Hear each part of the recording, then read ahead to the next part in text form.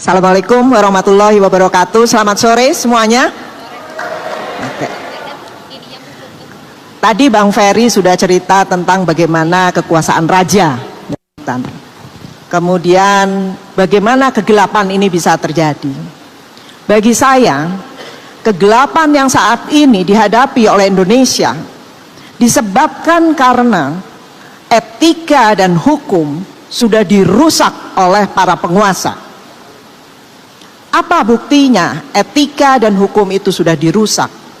Kita melihat bagaimana bab 1 Undang-Undang Dasar 1945 yang memuat prinsip-prinsip demokrasi, prinsip republik, prinsip konstitusionalisme, dan prinsip negara hukum sudah tidak dilaksanakan secara utuh, bahkan dilanggar. Kita punya konstitusi yang tadi ada mengatur bab 1, tetapi kita tidak melaksanakan konstitusionalisme. Jadi constitution without konstitusionalisme. Kita punya berbagai peraturan perundang-undangan, tetapi prinsip negara hukum hanya dijalankan secara formal saja. Negara hukum, prinsip negara hukum di Indonesia bukan saja rapuh, tetapi kalau kita biarkan akan menghadapi kehancuran. Apa buktinya? 1, kekuasaan sudah demikian besarnya dan kekuasaan itu dijalankan secara sewenang-wenang. Yang kedua, kebebasan untuk melakukan ekspresi, memberikan ekspresi, berpendapat ini juga makin dikekang. Public space makin mengkerut, makin mengecil. Kekerasan terjadi di mana-mana. Kemudian juga bagaimana program-program yang disusun bukanlah program-program yang pro rakyat, melainkan program-program yang tadi dikatakan untuk melindungi dan memenuhi kepentingan keluarga-keluarga tertentu, bukan keluarga besar Indonesia yang memegang kedaulatan, yaitu rakyat Indonesia. Jadi seakan-akan kedaulatan kita, kedaulatan rakyat sekarang diambil alih oleh para pemimpin politik dan menggunakannya baik di lembaga legislatif dan di lembaga eksekutif untuk memenuhi kepentingan-kepentingan kelompoknya.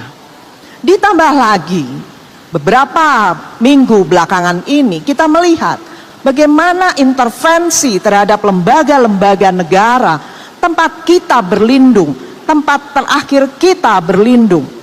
Kita melihat bagaimana hakim-hakim agung dengan menggunakan frasa diundang ke istana.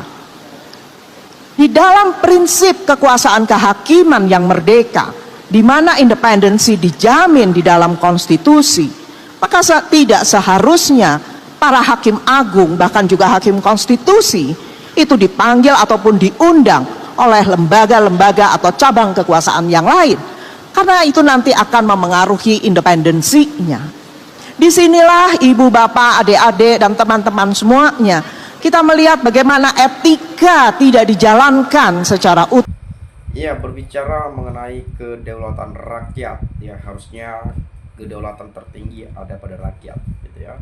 Tapi tadi dijelaskan oleh seorang ibu profesor yang sudah kita tampilkan pada cuplikan video sebelumnya, seolah-olah kedaulatan rakyat itu direnggut, ya, oleh kepentingan-kepentingan politik, ya. Dan tentu memang kalau kita lihat bahwa di Indonesia negara hukum, negara demokrasi yang memang juga berlandaskan asas-asas hukum, gitu ya. Tapi sering sekali kerap kita melihat bahwa banyak informasi yang beredar, banyak mungkin penilaian dan pendapat dari masyarakat Indonesia mengatakan hukum itu tumpul ke atas tetapi tajam ke bawah. Dan itu realita yang mungkin bisa kita sadari sampai hari ini. Dan dengan jelas memang ya di Indonesia kalau kita punya banyak uang, ya seakan-akan hukum itu berpihak pada kita, gitu ya. Dan kalau berbicara mengenai keadilan sosial bagi seluruh rakyat Indonesia pada sila kelima, itu saya rasa tidak sepenuhnya terpenuhi. belum 100%, bahkan 80% sekalipun belum, kalau kita melihat realita dan kenyataan hari ini.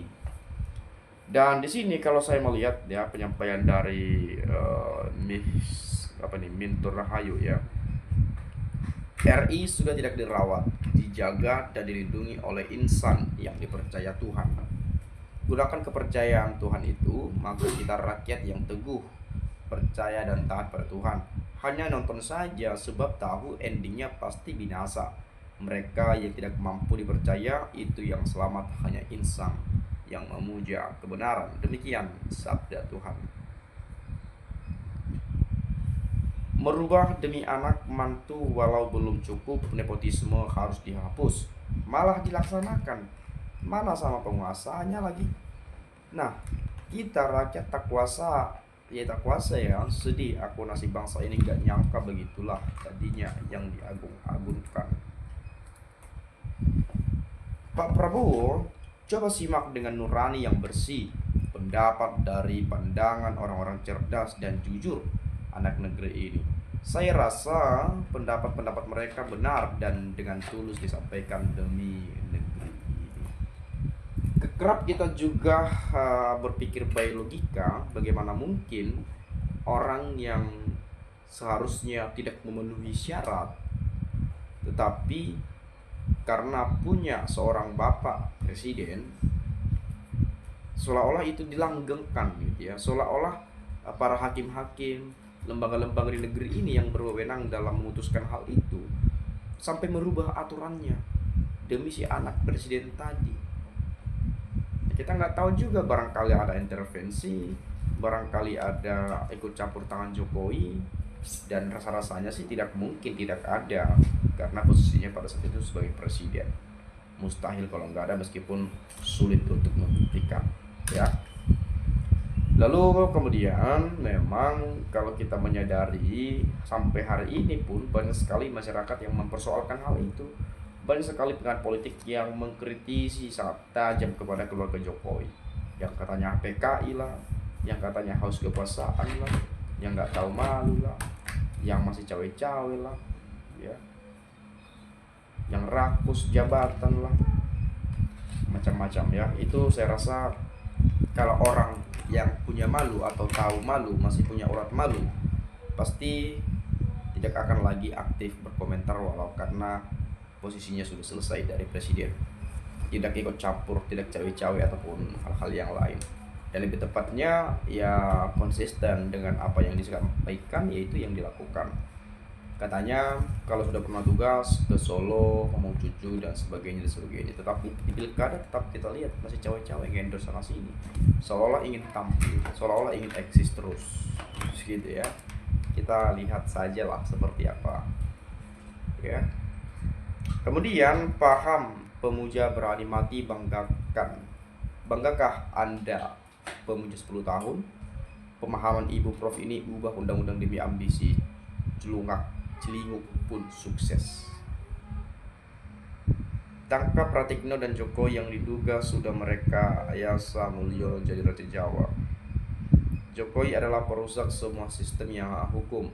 Ya, demokrasi, KKN, korupsi merajalela, undang-undang konstitusi dirusak, persatuan dan kesatuan bangsa dirusak dengan cara adu domba sesama anak bangsa, kebohongan ditebar di mana-mana. Setuju sekali dengan kata-kata ibu ini. Saya setuju bahwa hukum sudah rusak katanya gitu ya. Dan itu terkait dengan etika yang juga membenarkan kebiasaan etika yang rusak, bobrok. Betul Bu, kedaulatan bagaikan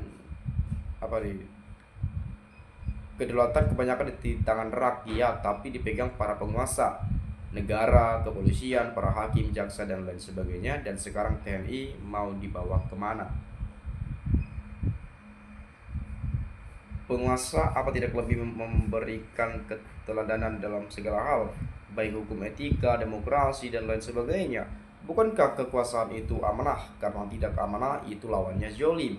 Rakyat harus cerdas dalam memilih wakil rakyat maupun pemimpin yang setia, mengabdi untuk rakyat, bukan hanya keluarga dan kroninya. Sebaiknya pemimpin itu masih punya malu, bukan malu-maluin. Demokrasi hanya nama, prakteknya penguasa lebih mendominasi kepentingan keluarga dan koleganya. Hukum hanya jadi alat penguasa. Bagaimana bisa berjalan sesuai konstitusi? Saatnya rakyat dan akademisi berjuang untuk menegakkan demokrasi yang sakit akut. Sejak Jokowi menjabat gak pernah ambil pusing. Jokowi lebih baik diam saja dihina. Ya, soalnya dia sendirinya tahu semua ini rauh kekayaan Jokowi dan anak-anaknya maju terus, Roy dan rekan semua merdeka. Ya, kenapa memang selalu Pak Jokowi yang dibahas, Pak Jokowi ya, karena memang ada sesuatu hal yang yang menjadikan kita ini ya seperti itu, melihat kondisinya seperti ini. Banyak sekali komentar-komentar kepada keluarga Mulyono, kepada keluarga Pak Jokowi gitu ya. Dan mungkin salah satunya Anda yang memberikan komentar atau pendapat, nanti boleh silahkan sampaikan saja di komentar pada video ini. Sekali lagi itu saja dari saya, terima kasih, saya ucapkan salam NKRI, harga mati.